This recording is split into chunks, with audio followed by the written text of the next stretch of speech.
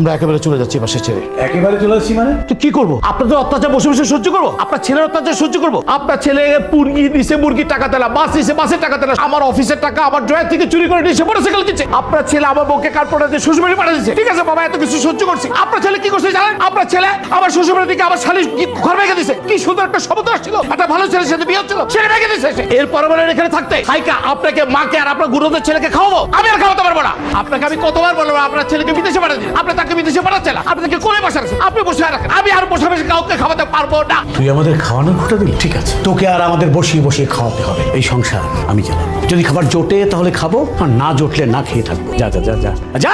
ভাবি কি আম্মা? ভাবিরে দিয়ে কি করবি? ভাবির দিকে কেউ মানে তো ভাবিরে খুঁজতে পারি না আমি। কি দরকার? আবার কোন জটিলতা লাগাইতে আসছো? আবার কোন কথা কুকথা কান কথা কয়ে ভাবিরে বাড়ি থেকে বাইর করতে আসছো? আরে আজিব বিষয় কি করছি আমি? কি করছো তুমি জানো না? তোমার ভাই, তোমার বড় ভাই আমার আজে বাজে বকাবকি কইরা সেক্ষেত্রে চলে গেছে। এবার একটা কাজ করো, এবার তুমি আমারে এবার দিয়ে বাইর করে দাও।